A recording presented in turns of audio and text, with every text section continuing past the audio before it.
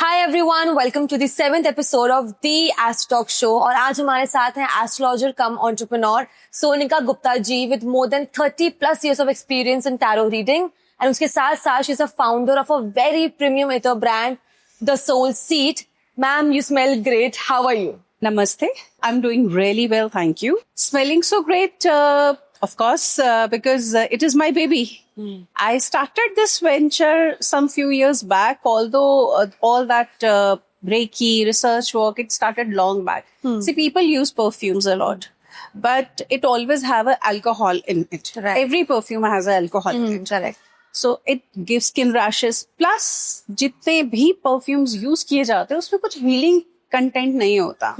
So I had in my mind कि मैं इतर को की एनर्जी को जो अरोमा की एनर्जी है उसको क्रिस्टल्स की एनर्जी के साथ अगर मिक्स कर दूं तो it would be a healing इतर. तो ये टोटल 8 वेरिएंट्स हैं जिसमें से मैंने अभी सिर्फ 6 लॉन्च किए मार्केट में and we launched it from the platform of Miss India Universe 2024. We were official fragrance partners. इसमें हर एक बॉटल में आपको क्रिस्टल चंक्स मिलेंगे, वेल रिसर्च्ड, कि हर एक इतर आपकी किसी ना किसी हीलिंग मोडालिटी के लिए या हीलिंग चीज के लिए काम आएगा. जैसे इश्क इतर है, इश्क में हमने इन्फ्यूज किया हुआ है एमीथीस्ट. सो दैट इज इतर जो आपके माइंड के साथ आपकी एंजाइटी के साथ बहुत अच्छा वर्क करता है. वाओ, ये पहली बार मैंने कॉन्सेप्ट सुना है throughout. Yeah yes, this is the world's first healing इतर. Okay. So ma'am, 30 years. How it started, why you chose tarot reading only, कैसा चल रहा है अभी? This is an interesting story actually. I did not choose tarot. Okay. Tarot chose me. I was a baby. You can say I was a teenager. I learned this. And I learned this because an Irish woman, she saw that she was doing the reading somewhere. I was on holidays actually somewhere. She was doing the readings in her porch. And I saw the cards in her hand. I got really attracted. And as a kid, we have that kind of, curiosity. So I was, going here and just trying to check what she's doing. So ultimately she called me and it went on for 3-4 days. So one day she called me. She asked me, did you like it? I said, yes. She asked me, do you know ye kya hai? I said, no. She said, you're bound to learn it. Okay. You're bound to learn it.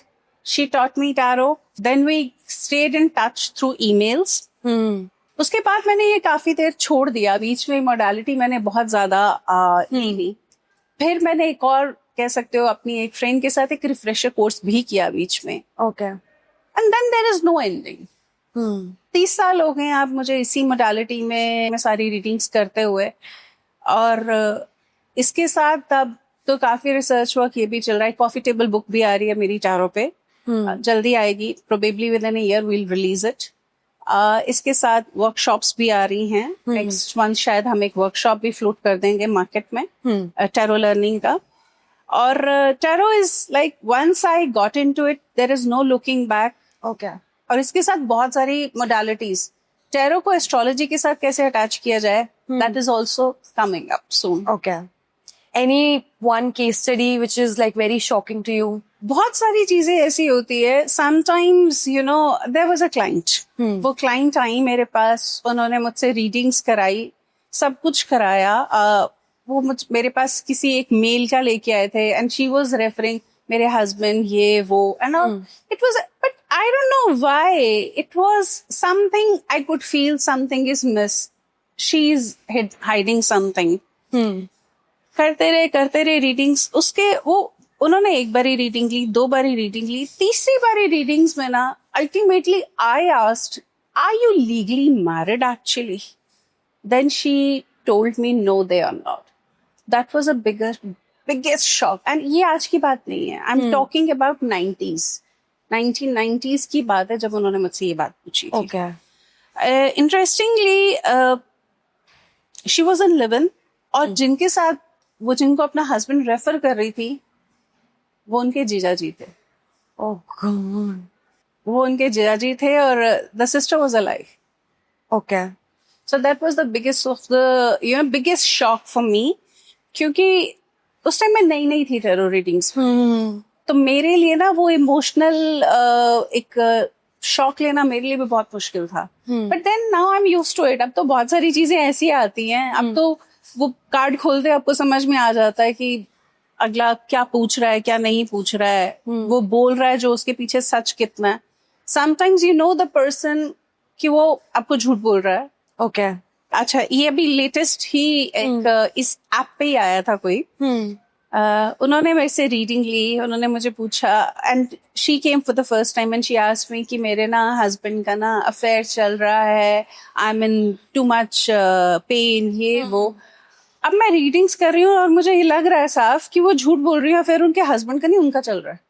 Ultimately मैंने जब reading खत्म होने से पहले उनको ये कहा कि देखिए, हस्बैंड का तो चलो जो आप कह रही हैं वो मैं समझ सकती हूँ, बट आई थिंक आपकी लाइफ में भी कोई है. उन्होंने फोन काट दिया और जाते जाते वो मुझे 1 स्टार रीडिंग दे के गई है. अरे यार. So there are people who does not want to know the truth, या वो सच सुनना ही नहीं चाहते. उनको लगता है कि they want to hear what they want to hear. ठीक है मैम, आपने काफी ज्यादा वियर्ड प्रेडिक्शंस कर दिए for this year, but as 2025 is going to end, I want you to predict कि 2026 कैसा होने वाला है. कंपैरेटिवली इजी होने वाला है, 2025 से डिफिकल्ट होने वाला है, how it is going to treat people. See 2026 थोड़ा बेटर होगा. देखिए 2025 से हम सब डरे हुए थे कि ये होगा वो होगा ऐसा, और काफी सारी नेचुरल कैलेमिटीज भी हुई, बड़ा कुछ हुआ, लोगों की फाउंडेशन काफी हद तक हिल भी गई. करेक्ट. लेकिन हम सब इस चीज पे बात कर रहे हैं कि फाउंडेशन हिल गई, लेकिन क्यों हिली इस पे किसी ने बात नहीं की, ना ही हमने इस चीज पे जानने की कोशिश की. Because that is a kind of इशारा from the nature, from the universe कि अपने ना थोड़े कर्म सुधार लो. करेक्ट. द 2026 आने वाला जो टाइम है, जो आपकी फाउंडेशन अभी हिली है उसको ठीक करने का टाइम है आपके लिए. आपके लिए टाइम है, क्योंकि जुपिटर का थोड़ा सा इन्फ्लुएंस अच्छा रहेगा, ग्रहों का अपना एक सिचुएशन बनेगा. So 2026 is going to be little subtle, depending upon कि आपने क्या कोई सबक सीखा है 2025 से. अगर आप उससे एक सबक सीख रहे हैं तो डेफिनेटली 2026 के साथ आपका टाइम अच्छा जाएगा. ठीक है मैम, जैसे 2025 में बहुत ज्यादा नेचुरल कैलामिटीज हुई हैं, तूफान वगैरह आए हैं और बारिश वगैरह बहुत ज्यादा हुई है, तो क्या 2026 में भी ये होने वाला है, या वर्ल्ड वॉर की सिचुएशन क्या 2026 में भी होने वाली है? नहीं, कैलेमिटीज तो देखिए वो उसके लिए तो हम ये नहीं कह सकते कि बिल्कुल नहीं होंगी. कैलेमिटीज तो देखो that's a part and parcel of nature. जब तक आप उसके साथ खिलवाड़ करते रहोगे वो कैलेमिटीज होती ही रहेंगी. उसके लिए हमें खुद को एक्शन लेने पड़ेंगे कि हम ऐसी कोई हरकत ना करें कि हमें कैलेमिटीज का सामना करना पड़े. रही बात वर्ल्ड वॉर की, तो वर्ल्ड वॉर का सिचुएशन मुझे नहीं लग रहा. एज पर माई रीडिंग्स वर्ल्ड वॉर का सिचुएशन नहीं है. हाँ, जियोपॉलिटिकल टेंशन जरूर बढ़ सकती है, वो ऑलरेडी बढ़ भी रही है. अगर आप देखेंगे तो क्या रहा है, हमारा पेशेंस कम हो रहा है. हम रिलीजियंस को लेके, लैंड को लेके, अपने थॉट प्रोसेसेस को लेके बहुत स्टॉन्च होते जा रहे हैं. तो उस चीज से ये टेंशन और बढ़ेगा, और ज्यादा चीजें जैसे लोगों का अगर थॉट प्रोसेस उन्होंने थोड़ा सा माइल्ड नहीं किया तो ये जियोपॉलिटिकल टेंशंस तो भी बढ़ेंगी. Okay, what is that one prediction जो आपने 2025 के लिए की थी एंड वो हुआ भी? 2025 के लिए मैं अगर सच बताऊं तो कोई मैंने बहुत ऐसी प्रेडिक्शन नहीं की थी कि बहुत कोई ऐसा प्रॉब्लम हो जाएगा या वैसा प्रॉब्लम हो जाएगा. हाँ, मेरी एक प्रेडिक्शन जरूर थी 2025 के लिए कि एक्शन का साल है. This year meant action. This year to create foundations. This year is to leave the things which are not meant for your higher good.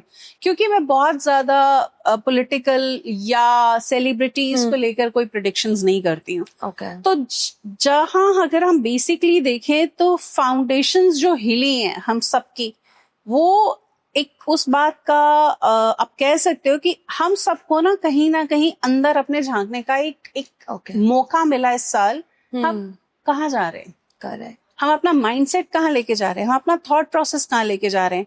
और जिन लोगों ने नए वेंचर्स शुरू किए थे, उनके वेंचर्स को लेकर मुझे लगता है कि कहीं ना कहीं वो एक ऐसी स्टेज पे पहुंचे हैं कि जहां पे उनको लग रहा है कि अब वो वहां से आगे लेके जा सकते हैं। बट ये बड़ा होलिस्टिक रीडिंग है, डिपेंड करता है हर एक बंदे का चार्ट भी क्या कहता है। मैम बहुत लोगों ने कहा था 2025 में ट्रैवल करना बिल्कुल सेफ नहीं है, तो क्या 2026 में ट्रैवल करना सेफ है? इंटरेस्टिंगली अगर आप ना सारे डेटाज उठा के देखोगे ना, तो 2025 में ट्रैवल सेफ नहीं है। ये उस एयरप्लेन एक्सीडेंट के बाद ही आना शुरू हुआ था ज्यादा। उससे पहले बहुत किसी ने कोई भी बोला हो तो बोला हो, बट यूजुअली उसके बाद हुआ कि इन डेट्स को ट्रैवल मत करो, ये हो जाएगा, मार्स की एनर्जी, फलाना एनर्जी, ढिंगाना एनर्जी, अभी 9/9 का पोर्टल खुल रहा है जी, उस दिन ट्रैवल मत कीजिए। देखिए ऐसा नहीं है, कुछ आपके कर्म होते हैं, कुछ आपको करना ही पड़ता है। आप ट्रैवलिंग के लिए, अगर सपोज कोई मेडिकली इल है और उसको ट्रैवलिंग के लिए यूएस जाना पड़ रहा है, तो क्या वो ये देखेगा कि ट्रैवलिंग का टाइम सेव है कि नहीं है? नो, ये इन सब चीजों में ना अंधविश्वास में नहीं जाना चाहिए। ट्रैवलिंग के लिए कोई भी टाइम सेफ है अगर आप सेफ्टी से जाते हो। 2026 इज सेफ। ओके, मैंने फिर से वह दोबारा रिट्रेट करूंगी कि जो भी हुआ 2025 में अभी तक जो भी होता आया है, उसके जिम्मेदार हम लोग खुद है। कोई नेचुरल कैलामिटी हुई है, जिम्मेदार हम हैं। कोई एक्सीडेंट्स हुए हैं, जिम्मेदार खुद हैं। हाँ, हो सकता है कई लोग बोले जी वो जो लोग उस प्लेन में बैठे थे उन्होंने क्या गलत किया था कि भाई जो उनके साथ ऐसा हुआ, लेकिन कहीं ना कहीं कोई तो टेक्निकल फॉल्ट था, कोई तो होगा, राइट, किसी की तो गलती थी। सो ये चीज ट्रैवलिंग या बाकी कोई भी काम करने के लिए 2026 अनसेफ नहीं है। आप कीजिए, पूरी प्रिकॉशन से कीजिए, रिजल्ट्स अच्छे होंगे। तो मैम आप टैरो का रीडिंग में, and as we mention before कि 30 इयर्स, तो आई वांट कि आप हमारी ऑडियंस को बताओ कि टैरो का रीडिंग होता क्या है, हाउ इट स्टार्टेड, इसकी हिस्ट्री क्या है? देखिए, जो नोन हिस्ट्री है अभी तक वो ये है कि यूरोप में शुरू हुआ था 14th सेंचुरी में। ओके, सो ये इटली में बेसिकली शुरू हुआ था और ये प्लेइंग कार्ड्स के तौर पे शुरू हुआ था। विस्कोंटी डेक था उस टाइम पे, ये वहां से शुरू हुआ था। हैंड पेंटेड कार्ड्स हुआ करते थे। Elite class of that country used to play those games. धीरे धीरे वहां से प्रेडिक्शंस होना शुरू हुई। फिर golden dawn, hermetic order of golden dawn, उसमें बहुत सारे लोग थे, बहुत सारे एजोट्रिक लोग थे जिन्होंने इस चीज के ऊपर रिसर्च करना शुरू किया कि ये नॉट ओनली ये रीडिंग्स के लिए आपका साइकोलॉजिकल एक टूल है कि आप किसी की एनर्जीज इसके साथ रीड कर सकते हैं। ओके, और वहां से इसका आप कह सकते हैं और ज्यादा नाम बनना शुरू हुआ। बहुत सारे उस टाइम पे बहुत सारे टैरो का डेक्स बने। थॉट टैरो जो एलिस्टर क्रॉली का था, उन्होंने बनाया, वो उस टाइम पे सबसे इम्पोर्टेंट डेक था। उसी टाइम के बाद थोड़ा सा ये जो आज हम डेक यूज करते हैं राइडर वेट का, जो बहुत कॉमन डेक है, बहुत इजी डेक है, किसी भी रीडर के लिए ना वो एक गीता है, बाइबल है कि वो डेक उठाया और उससे हमने रीडिंग्स करना शुरू की। ये 20th सेंचुरी में तो बना है, 1900 में ये डेक बना है और ये राइडर वेट ने बनाया। पामेला कोलमैन स्मिथ ने इसकी इलस्ट्रेशंस बनाई। धीरे धीरे ये डेक इतना, क्योंकि इजी टू लर्न था और ये बहुत ज्यादा पॉपुलर हो गया। इससे पहले जो मर्सालिस डेक था या थॉट टैरो डेक था, वो डेक थोड़े डार्क हैं। वो डेक इतनी जल्दी किसी को समझ में नहीं आते क्योंकि उसके साथ की जो एनर्जीज हैं वो थोड़ी इंटेंस एनर्जीज हैं। और किसी भी आप टैरो कार्ड रीडर को जब आप रीडिंग के लिए जब सिखाने की कोशिश करते हो तो आप एकदम इंटेंस एनर्जीज के साथ शुरू नहीं कर सकते। इसीलिए लोग राइडर वेट डेक ज्यादा पसंद करते हैं। It's a very happy deck and it's not only readings. ये भी कम लोगों को पता है कि ये आपके सबकॉन्शियस के साथ अटैच होकर ही आपसे ही आपके आंसर्स निकलवाएगा। I am just a reader, मैं कार्ड्स निकाल रही हूँ आपके सबकॉन्शियस के साथ अटैच करके और वहां से रिजल्ट्स आएंगे। इंटरेस्टिंगली कई बार ऐसा है, आप मुझे क्वेश्चन पूछ रहे हो हेल्थ का और मैं कार्ड उठा रही हूँ और मैं आपको ये बोल रही हूँ कि आप हेल्थ का पूछ तो रहे, लेकिन आपके दिमाग में क्वेश्चन रिलेशनशिप को लेके, पहले वो पूछ लीजिए। ओके, तो यहाँ तक भी होता है, बट दैट डिपेंड्स अपॉन आपकी प्रैक्टिस कितनी है। जैसे कि हम अभी बात कर रहे थे कि यूजुअली आजकल एक बड़ी अच्छी पिच आती है, 3 दिन का ऑनलाइन कोर्स कीजिए और 6 फिगर्स में कमाइए। करेक्ट। देखिए 3 दिन का ऑनलाइन कोर्स बुरा नहीं है, वो इक्वली गुड है, आपको बेसिक समझ में आते हैं, लेकिन 6 फिगर्स कमाने के लिए ना प्रैक्टिस करनी पड़ती है। तो उसके लिए अगर आप ये सोचो 3 दिन का कोर्स करके आप सीधा 6 फिगर्स में कमाएंगे, तो ऐसा नहीं है। एंड प्लीज एक चीज और, you can make it your profession, but आप अगर ये सोचो कि नहीं मैं इससे पैसा कमा के, मैं बहुत पैसा कमा के मैं कुछ और कर जाऊं, नहीं, ये मनी अर्निंग टूल नहीं है आपका, ये मजाक नहीं है, ये विद्या है, ये नॉलेज है, इसका मजाक मत बनाइए प्लीज।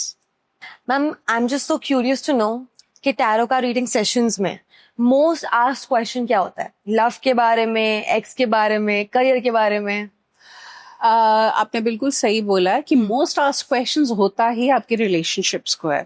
अगर आप डेटा उठा के देखें तो अगर दिन के में 10 क्लाइंट्स हैंडल करें तो कम से कम 8 क्लाइंट ऐसे हैं जो सिर्फ और सिर्फ रिलेशनशिप पे बात करना चाह रहे हैं। और रिलेशनशिप का मतलब ये नहीं है कि वो कोई अपने बॉयफ्रेंड गर्लफ्रेंड को लेके, हो सकता है कोई अपने एक्स के बारे में पूछ रहा है, कोई अपने फ्यूचर के बारे में पूछ रहा है, कोई अपने हस्बैंड के बारे में पूछ रहा है, तो दैट्स अ मिक्स थिंग। आप इंटरेस्टिंगली, ये भी मुझे याद नहीं है कितनी देर पहले की बात है, शायद 6-7 महीने हुए होंगे, मेरे पास एक क्लाइंट आई and she wanted to know, उन्होंने मुझे पूरे डिटेल्स दिए कि मेरा ये एक्स मेरे पास कब वापस आएगा।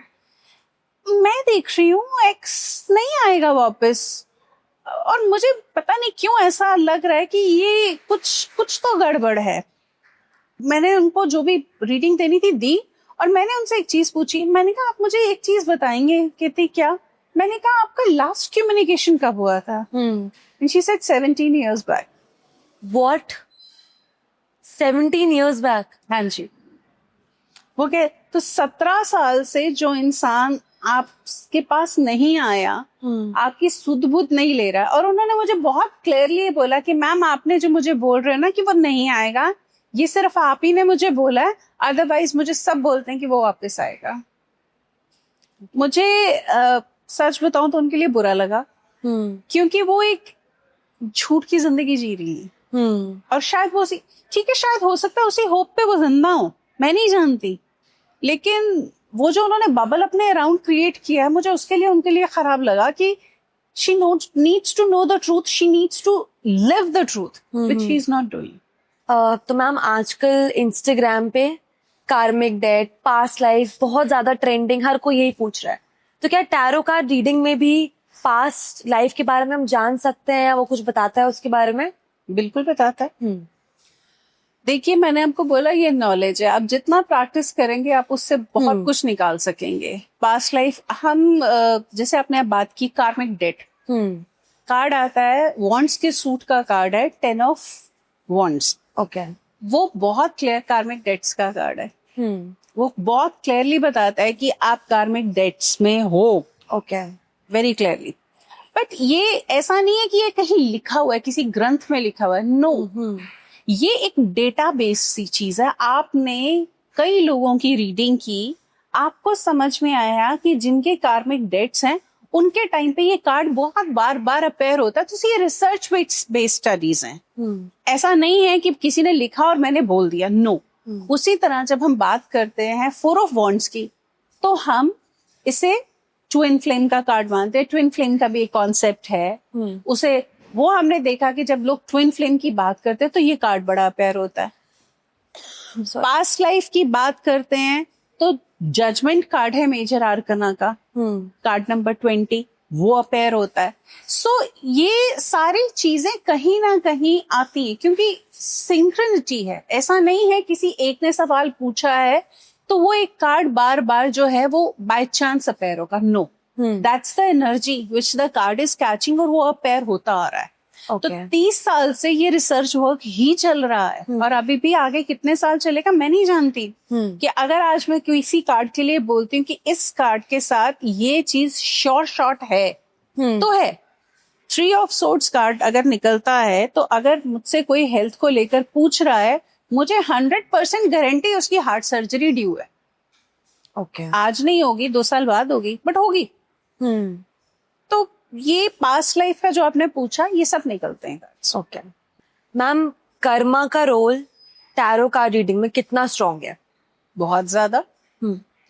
देखिए, कर्म है। आप चाहे टैरो कार्ड रीडिंग कराएं, चाहे आप चार्ट रीडिंग कराएं, या किसी भी मोडालिटी से आप पाम रीडिंग कराएं, कर्मा तो वही रहेगा। कर्मा टैरो के साथ 10% बढ़ गया, चार्ट के साथ 10% कम हो गया, ऐसा नहीं होता ना। सो जो चीज है वो तो वही रहेगी, वो कहीं नहीं जाएगी। तो जो चीज आपकी अगर टैरो कार्ड चार्ट में रिफ्लेक्ट हो रही है कि आपका ये कार्मिक डेट है, वो टैरो कार्ड्स में भी रिफ्लेक्ट होगा। एग्जाम्पल की बात जैसे मैं आपको देती हूँ, लोग टैरो कार्ड को सिंपल ऐसे ले जाते हैं कि भाई ये 5 ऑफ पेंटिकल्स है, ये 6 ऑफ पेंटिकल्स है, ये 7 ऑफ पेंटिकल्स है। जैसे 6 of pentacles is a card that is a moon in taurus. तो अगर मैं उस टाइम पे रीडिंग कर रही हूँ, मुझे पता है ये मून इन टॉरस है, तो इसका कहीं ना कहीं खाने के साथ कोई इशू है, इसका कहीं ना कहीं खाने के साथ कोई ना कोई प्रॉब्लम बनेगा। या तो ये बंदा टाइम से खाना नहीं खा रहा है, या इसका डाइटरी हैबिट्स खराब। सो वो रीडिंग में मैं उसको कैसे इनकलकेट करूंगी, दैट इज एन आर्ट। तो कर्मा जो है, अगर मेरे पास कोई आ रहा है और ये कार्ड निकल रहा है, मैं उसे कह रही हूँ तुम्हारा खाने के साथ कर्म जोड़ा हुआ है कोई। Okay, so this is how karma comes up. Okay ma'am, coming to next segment, 30 years of experience, बहुत सारे आपके क्लाइंट्स होंगे। कभी कोई ऐसा क्लाइंट जिसकी रीडिंग करके आपको बहुत ही ज्यादा नेगेटिव एनर्जी फील हुई हो, बहुत ही नेगेटिव ऑरा आया हो? यस, देखिए जो मेरे पर्सनल क्लाइंट्स आते हैं वो तो मेरी टीम हैंडल करती है, और अगर मुझे किसी क्लाइंट के साथ बात नहीं करनी है तो टीम बहुत क्लियरली उनको पता है कि कैसे उस चीज को टालना है। तो देयर आर ये जिस क्लाइंट की मैं बात करने जा रही हूँ, इसी ऐप पे थी, इसी ऐप से मेरे पास आई थी। और ये बहुत ही एंग्शियस क्लाइंट थी। ये मेरे से भी बात करती थी, ये और भी 10 एस्ट्रोलॉजर से बात करती थी इसी ऐप पे, और पता नहीं कितने रिचुअल्स कराती थी। मैं ज्यादा डिटेल्स में नहीं जाऊंगी, बट ये अपने बॉयफ्रेंड के लिए करती थी। वो रिचुअल सारे कराती थी। इनकी रीडिंग में जब भी करती थी ना, मुझे स्ट्रेस हो जाता था। मैं परेशान हो जाती थी, क्योंकि उनकी प्रॉब्लम सिंपल एक होती थी कि मैं जो आंसर सुनना चाहती हूँ ना, घुमा कर आप मुझे, वो घुमा घुमा के सवाल पूछती थी कि आप मुझे बस वही आंसर दो। अल्टीमेटली मुझे आपकी हेल्प लेनी पड़ी उनको ब्लॉक कराने में। मुझे as a tarot card reader, मेरी हिस्ट्री में आज तक कोई ऐसा बंदा नहीं आया कि जिसको मैंने एक बार ही ब्लॉक किया है फॉर मी एज अ कि मैं उनकी कभी रीडिंग नहीं करना चाहती। लेकिन उन्होंने इतना ज्यादा मुझे इरिटेट करना शुरू कर दिया कि वो रात के 2 बजे भी कॉल कर देती थी कि मुझे बताओ अभी कैसा हो रहा है, अभी कैसा हो रहा है, अभी वैसा हो रहा है। और अगर आप उनको उनका कॉल नहीं पिक करते थे, वो सपोर्ट से मैसेजेस भिजवाना शुरू कर देती थी। तो उनकी जो एनर्जी थी ना, वो बहुत ही डिस्टर्ब थी, और वो बहुत नेगेटिव थी, जिसके कारण मैं खुद भी बड़ा डिस्टर्ब हुई। So when you deal with such clients, कुछ happy होते हैं, कुछ sad, कुछ anxious. So is there an exchange of energies also? कि if they are happy, you are also happy. वो भी anxious है तो उतना ही stress you are. That is important. ये जो आपका सवाल है ना, ये actually as a tarot card reader जब मैं भी टीच करती हूँ, तो मैं अपने स्टूडेंट्स को एक चीज बहुत क्लियरली बताती हूँ कि आपको अपने इमोशंस अपने स्टूडेंट के, अपने क्लाइंट के साथ इन्वॉल्व नहीं करने। Because if you are involving your emotions with your client, आपकी रीडिंग इफेक्टिव नहीं होगी, क्योंकि आप एक इमोशनल पॉइंट ऑफ व्यू से उसको देखोगे। आपके पास 10 लोग आएंगे दिन में, बहुत सारी प्रॉब्लम्स लेके। आप अगर हर एक के लिए इमोशनल होने लगे तो आप उनको सही गाइड नहीं कर पाओगे। सो आपको अपने इमोशंस एक साइड पे रखने पड़ते हैं। Astrologers are like doctors. They are. But interesting चीज लेकिन यहाँ पे भी है, जैसे डॉक्टर्स वो अपने किसी बहुत क्लोज की सर्जरी कभी नहीं करते। Correct. क्योंकि उनको डर लगता है कि कहीं कोई इमोशंस में आके हाथ कांप गया, स्केलेपल से कुछ कट गया एक्स्ट्रा, तो क्या होगा। उसी तरह मैं हमेशा अपने स्टूडेंट्स को ये बोलती हूँ कि कोशिश करो तुम्हारे जो क्लोज बायज हैं उनकी कभी भी रीडिंग नहीं करो। Okay. इसके दो रीजंस है. एक, तुम्हारे इमोशंस अटैच होंगे, हो सकता है रीडिंग ठीक ना है. और अगर तुमने कहीं प्रैक्टिस करके अपने इमोशंस डिटैच करके रीडिंग कर भी दी, तो तुम्हारी एफर्ट्स को अगला इंसान जो है वो नहीं समझेगा. करेक्ट. वो नहीं समझेगा. So it's better not to do readings for the people you are very closely attached. फिर भी कोई ना कोई ऐसा क्लाइंट तो हो गया आपका जिससे you were so attached and you were continuously thinking about the whole scene कि क्या चल रहा है. होता है. इंटरेस्टिंगली ये सीन जो है, देयर इज अ क्लाइंट, नाम नहीं लूंगी, she is my personal client. उनकी फैमिली में कुछ इश्यू हुआ. ओके. और she is my student as well. उनकी ये बात है मई की या जून की, इसी साल की. मैंने उनको फोन किया और मैंने उनसे पूछा, मैंने कहा something is not right with you, I can sense that, would you please tell me.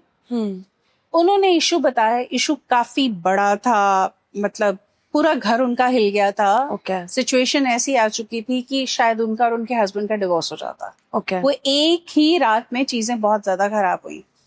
And she was totally disturbed कि मैं क्या करूं. इमोशंस अटैच है क्योंकि वो मेरा स्टूडेंट है, मेरे लिए मेरी बच्ची जैसी है.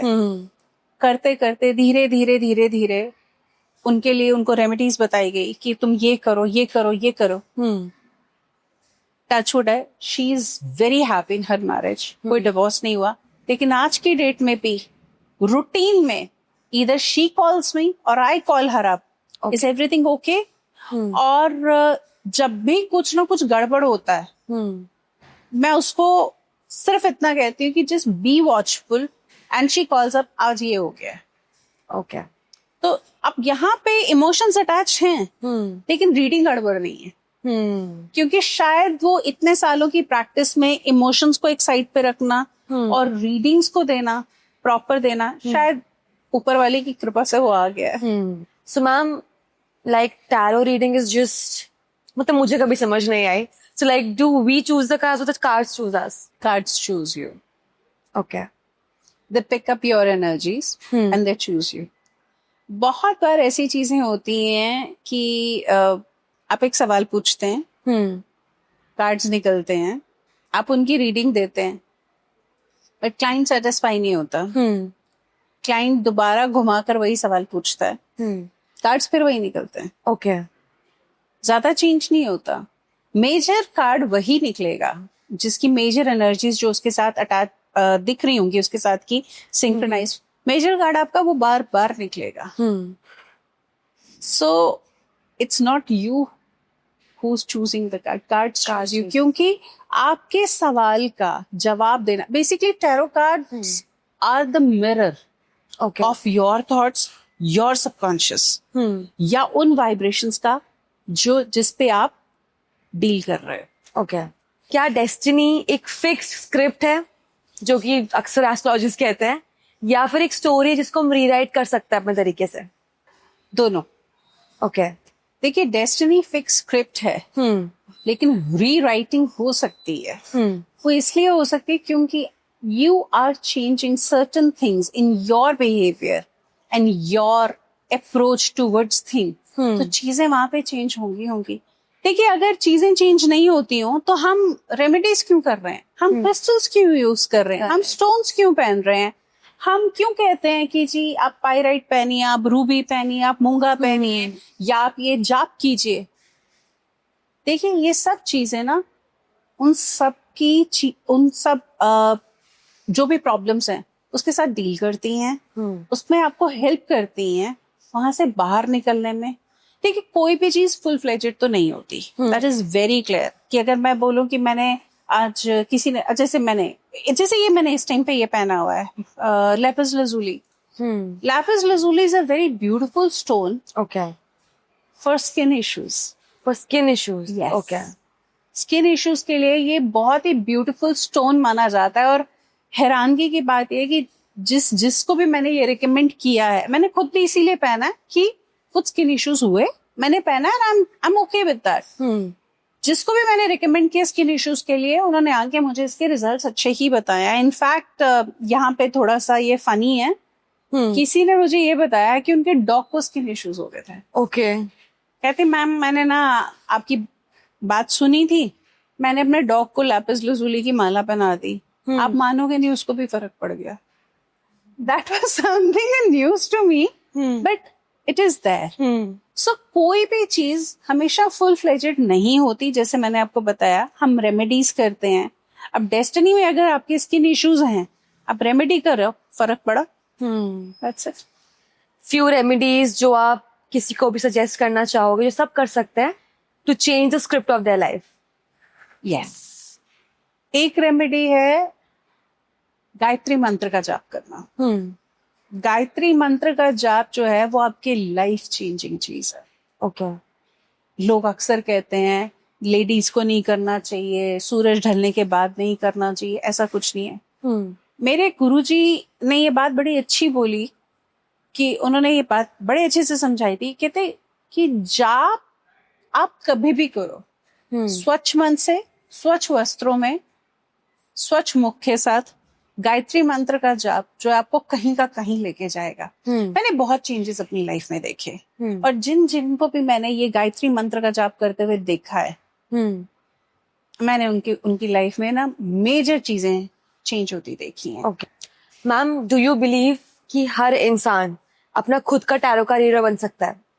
Yes. How? Now this is an interesting thing. How much true you are to yourself. Okay. आप खुद के साथ कितना सच बोलते हो, तो आप टैरो कार्ड रीडर बन सकते हो खुद के लिए. मैं रूटीन में अपने लिए कार्ड निकालती हूँ. ओके. बट देन मैं उस इमोशन के साथ डिटैच होके निकालती हूँ कि आज मुझे कुछ गलत ना आ जाए, आज मुझे कुछ अच्छा ना आ जाए. जब मैं ये थॉट्स रख के निकालूंगी तो मुझे एक सही रीडिंग कभी भी नहीं मिलेगी. लेकिन अगर मैं ये सोच के कार्ड निकाल रही हूँ कि whatever is coming, I need to take it as a guidance from the universe, तो बड़े आराम से मैं अपने लिए एक टैरो कार्ड रीडर बन सकती हूँ. हाँ, मैं ये सोचूं कि अभी मैंने कार्ड निकाला जी, कार्ड आज की गाइडेंस का कार्ड निकल के आ रहा है टॉवर, और मैं उसके बाद नहीं ये गलत है, मैं एक और निकालूंगी. ये ऐसा नहीं है. जो आपके लिए एक बारी कार्ड निकला है उसकी गाइडेंस को देखो, वो आपको क्या कहना चाह रहा है. हो सकता है टॉवर कार्ड आपको ये कहना चाह रहा हो कि आज आपको अपने कुछ पुराना जो माइंड सेट है उससे निकल के कुछ नई चीज पे फोकस करना है. Tower does not mean only destruction. Okay. तो मैम आजकल बहुत सारे लोग more than astrology tarot card reading करवाते हैं. It's a modern concept also. तो क्या टैरो कार्ड रीडिंग सिर्फ क्वेश्चन के आंसर देती है या साथ में रेमेडी भी देती है? नहीं, रेमेडीज होती हैं. क्यों नहीं होती? बिल्कुल होती हैं. किसी भी कार्ड की अपनी एक एनर्जी होता है. देखिए, टैरो कार्ड जो है वो बेसिकली एलिमेंट्स पे बेस्ड है. ओके. आपके फायर एलिमेंट है, अर्थ एलिमेंट है, वाटर एलिमेंट है, एयर एलिमेंट है, सारे एलिमेंट्स हैं. एलिमेंट, आपने कोई क्वेश्चन पूछा, कोई आपने कोई रेमेडी पूछी, तो उसके लिए अगर मैं कार्ड्स निकाल रही हूँ तो मुझे ये दिख रहा है कि कौन सा एलिमेंट सबसे ज्यादा बड़ा हुआ है जिसको थोड़ा कम करने की जरूरत है, या कौन सा एलिमेंट मिसिंग है जिसको इनवाइब करने की जरूरत है. तो रेमेडीज उसी हिसाब से बनाई जाती हैं. आप मुझसे सवाल पूछ रही हैं, सपोज कोई क्लाइंट आ रहा है, आप एज अ क्लाइंट सपोज सवाल मेरे से पूछ रहे हैं कि मैम मेरे रिलेशनशिप का सपोज क्या होगा, और मैं जब कार्ड्स निकाल रही हूँ और मुझे वहां दिख रहा है कि कप्स का एक भी कार्ड नहीं है, तो मुझे लग रहा है वहां पे emotional element, water element missing है. मींस इस रिलेशनशिप में कहीं ना कहीं इमोशंस मिसिंग है. मुझे उसी हिसाब से आपको रेमेडी बतानी पड़ेगी कि आप ये कीजिए, आप ऐसी रेमेडी करेंगे तो आपके लिए हेल्पफुल होगा, आपका रिलेशनशिप बेटर होगा. थोड़ी इमोशनल अप्रोच लेके चलिए. उसके साथ आप पानी पी सकते हैं, या पानी के साथ कुछ रेमेडीज उसके साथ की मैच करके हम बता सकते हैं, जो मैं ओपनली नहीं बताऊंगी कि भाई क्या रेमेडी की जा सकती है. तो ये डिपेंड करता है कि एलिमेंट्स क्या प्रेजेंट है. मैम आजकल बहुत सारे लोग क्रिस्टल्स और जेमस्टोन यूज करते हैं, एंड नेचुरली बहुत सारे एस्ट्रोलॉजर्स, टैरो कार्ड रीडर्स ही सजेस्ट करते हैं. तो क्या एक्चुअली में हेल्प करते हैं ग्रोथ में या हीलिंग में? बिल्कुल करते हैं. अच्छा, मैं ना आपको एक चीज बताऊंगी. देखो, क्रिस्टल्स और जेमस्टोन्स की में क्या कॉमन चीज है. Every gemstone is a crystal. Okay. But not every crystal is a gemstone. अब ये हेल्प कैसे करते हैं? देखिए, हर एक स्टोन की ना इलेक्ट्रोमैग्नेटिक पावर होती है. Okay. वो एक स्पेसिफिक वाइब्रेशन पे ना वाइब्रेट करता है.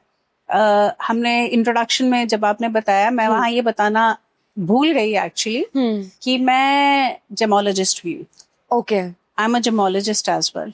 सो मैंने ना सिर्फ मेटाफिजिकल प्रॉपर्टीज, मैंने जेमोलॉजी का प्रॉपर साइंटिफिक प्रॉपर्टीज भी पढ़ी है, जिसकी वजह से मैंने शायद जैसे आपको बताया कि मेरे इतर में क्रिस्टल्स हैं, तो वो दोनों चीजों को मिक्स करके इसीलिए बनाया गया था कि वो हीलिंग पावर्स एनहांस हो जाए. ओके. अब जब हम बात करते हैं इसकी कि कैसे ये हील करते हैं, देखिए हर एक क्रिस्टल या जेमस्टोन उसकी अपनी एक इलेक्ट्रोमैग्नेटिक फील्ड है, वाइब्रेशंस हैं, उसका एक नंबर है जिस उस फ्रीक्वेंसी पे वो वाइब्रेट करता है, उसका कलर कोडिंग है. उसी हिसाब से वो चीज आपके साथ वर्क करती है जब आपकी बॉडी के साथ टच करती है. ओके. इंटरेस्टिंग चीज, kunzite is a stone. Okay. Common stone है, आपको क्रिस्टल है कुंजाइट. कुंजाइट को हम जब थोड़ा सा मेंटल इंस्टेबिलिटी या किसी को एंजाइटी का इशू होता है, हम उसको रिकमेंड करते हैं पहनना. क्यों? उसमें लिथियम. ओके. उसमें लिथियम है. और अगर किसी को भी आइडिया है तो जब किसी को शुरू में, ये तो अब नहीं होता, लेकिन शुरू में जो मेडिसिन जो अभी दी जाती हैं, जो जिसको थोड़ा सा एंजाइटी का इशू है, उस मेडिसिन में जरा सा कंटेंट कहीं ना कहीं लिथियम का होता है. ओके. तो it is very much connected. कुछ क्रिस्टल्स जो होते हैं वो पीरियो होते हैं, कुछ पायरो इलेक्ट्रिसिटी के साथ होते हैं, but every stone has its own frequency to vibrate, और उसके हिसाब से वो आपको हेल्प करते हैं. इंटरेस्टिंगली यहाँ पे एक चीज हो रहा है, जितना बड़ा क्रिस्टल होगा उसका उतना ही बड़ा वाइब्रेशनल फील होगा. ओके. लेकिन जेम स्टोन्स के साथ हम ये चीज नहीं करते, क्योंकि जेम स्टोन्स जो होता है वो क्रिस्टल्स की सबसे रिफाइंड फॉर्म होती है. ओके. इसीलिए छोटा सा जेम स्टोन भी आपको बहुत बड़े रिजल्ट्स दे सकता है. ओके. एनी वन जेमस्टोन और क्रिस्टल जो हर इंसान को पहनना चाहिए? Clear quartz is a very beautiful crystal जो कोई भी पहन सकता है. क्योंकि क्लियर क्वार्ट्ज को मास्टर क्रिस्टल बोला जाता है, इसको स्फटिक भी बोला जाता है. ओके. लोग जापमाला भी कर लेते हैं इसकी. क्लियर क्वार्ट्ज कोई भी पहन सकता है, जिसका कोई नेगेटिव इम्पैक्ट नहीं होता. और लेकिन क्रिस्टल्स को क्लिंस करना बहुत जरूरी होता है. क्लिंसिंग के बहुत सारे मेथड्स होते हैं, आप गूगल कर लीजिए, जिनसे लेते हैं उनसे पूछ लीजिए. ये कोई भी पहन सकता है. लेकिन और क्रिस्टल्स वैसे भी ना, दे वेरी लविंग एनर्जीज. जैसे मैंने आपसे अभी बात बोला कि आप कार्ड्स नहीं चूज करते, कार्ड्स आपको चूज करते हैं, उसी तरह आप क्रिस्टल्स चूज नहीं करते, क्रिस्टल्स आपको चूज करते हैं. ओके.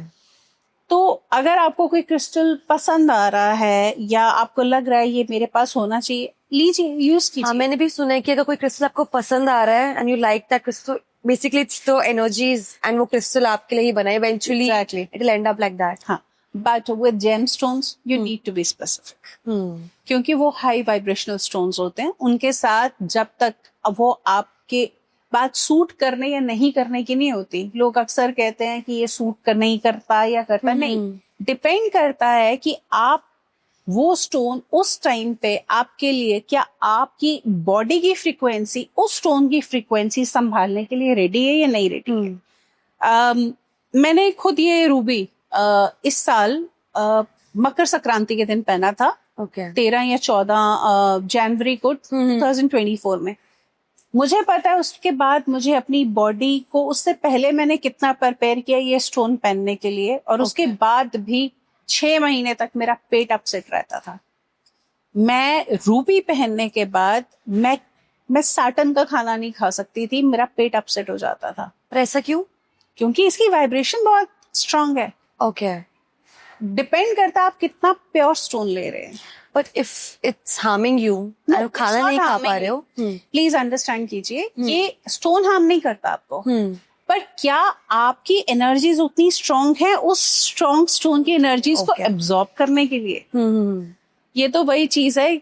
देखो, सिंपल सी बात है, अगर मेरा खाना पीना ठीक नहीं है, ठीक है, और मैं रोज लिकर ले रही हूँ, मैं कुछ भी कर रही हूँ, हालांकि मैं लेती नहीं हूँ, सपोज मैं लिकर ले रही हूँ, मैं सब कुछ करती हूँ, और उसके बाद मैं भगवान जी से कहती हूँ कि जी मेरे साथ सब कुछ अच्छा कर दो, तो ऐसा नहीं होता ना. मुझे अपनी बॉडी को कहीं ना कहीं रेडी करना है, ये जो स्टोन्स होते हैं इनकी वाइब्रेशंस बड़ी स्ट्रांग होती हैं. Okay. You can not wear them like that. Okay, ma'am, now it's the rapid fire round. इसमें मैं आपसे कुछ क्वेश्चंस पूछूंगी और आपको जितना जल्दी हो सके उसका आंसर देना. ओके? मिथ और फैक्ट्स. शूटिंग स्टार यानी टूटे तारे के सामने विश मांगने से पूरी होती है? बिल्कुल होती है. बिल्कुल होती है. ओके. आंख फड़कती है तो कुछ बुरा होने वाला होता है? नहीं. It's a myth. It's a myth. Okay. कांच टूटना अशुभ माना जाता है? नहीं. नहीं माना जाता. ओके. कभी ऐसा हुआ है कि आपका प्रेडिक्शन गलत हुआ हो? हाँ, होता है, क्योंकि रिसर्च बेस्ड है. गलती करेंगे नहीं तो सीखेंगे कैसे. Correct correct. Okay. Birth number या नेम क्या ज्यादा इंपॉर्टेंट होता है? आपका नाम. आपका नाम. ठीक है. पैसों में सबसे ज्यादा लकी नंबर कौन सा है? देखिए, वैसे तो लकी नंबर को आप यूजुअली लोग 24 को बड़ा लकी नंबर लेके जाते हैं, फिर 42 को भी बड़ा लकी नंबर लेके जाते हैं. लेकिन डिपेंड करता है, again it's on your personal chart कि आपके लिए लकी क्या है. ओके. कोई ऐसा कलर जो किस्मत बदल सके? मेरे लिए तो I think yellow is the colour जो हमेशा किस्मत बदलता है, क्योंकि येलो कलर जुपिटर का आता है, और जब तक आपके पास बुद्धि नहीं है ना, आप कुछ नहीं कर सकते. ओके. कर्म या कुंडली? कर्म. Okay. Ma'am, like you just told in the beginning, कि you are also an entrepreneur of the Soul Seat, जो बहुत ही premium इत्र brand है. So I just wanted to know, A, कि आपका favorite इत्र कौन सा है उसमें से, and B, कि how it all started, कैसे बनाया, कैसे शुरू किया, idea कैसे आया, what was the thought behind it? एक तो सबसे पहले जो आपने मुझे पूछा कि कौन सा मेरा फेवरेट है, तो ये तो मैं साथ में कैरी करती हूँ, मैं दिखाती हूँ आपको. This is my favourite. ये है कस्तूरी. Okay. This is my favourite. ये इत्र जो है बेसिकली मस्क बेस्ड है, और इसमें ना क्लेयर क्वार्ट्स हैं. You can have a look. So this is a very mild fragrance जो समर्स के लिए बड़ी परफेक्ट है. This is a fragrance for healing your heart chakra. ये सारे के सारे हीलिंग इत्र हैं. मैंने जैसे पहले ही बताया कि आई एम अ जेमोलॉजिस्ट, तो मुझे क्रिस्टल्स की हीलिंग प्रॉपर्टी को अरोमा की हीलिंग प्रॉपर्टीज के साथ, अरोमा थेरेपी की हीलिंग प्रॉपर्टीज के साथ अटैच करना था. मैं हीलिंग ऑयल्स भी बनाती रही हूँ. ओके. हीलिंग कैंडल्स, ऑयल्स, ये सब मैं बनाती रही हूँ. क्योंकि जब मैं कैंडल स्पेल्स प्रैक्टिस करती थी 2010 या 11 में, तब मार्केट में हीलिंग कैंडल्स नहीं थी. And I used to make my own candles. Okay. तो उस टाइम पे मेरा फ्रेग्रेंसेस के साथ एक बहुत एक रिलेशनशिप बना, जो इतर पे आके खत्म तो नहीं मैं बोलूंगी हुआ, बट अभी आके थोड़ी देर थमा है. आई डोंट नो आगे और कितना जाएगा, बट ये चल रहा है अभी. बट काफी बहुत ही सुंदर फ्रेग्रेंस हमें होंगे. Very nice. Okay guys, that is it for today. Thank you for watching episode 7. Ma'am, anything जो आपको audience को कुछ बोलना है? Any message, any remedy, anything? किसी भी एस्ट्रोलॉजर या कोई भी टैरो कार्ड रीडर परफेक्ट नहीं होता. आप जब आंसर्स ढूंढने चाहते हैं, प्लीज ओपन माइंड से जाइए कि आपके लिए कुछ भी गाइडेंस यूनिवर्स की तरफ से आ सकती है. That's it. Perfect. Thank you so much, ma'am. And thank you guys. Keep watching and stay tuned for episode 8.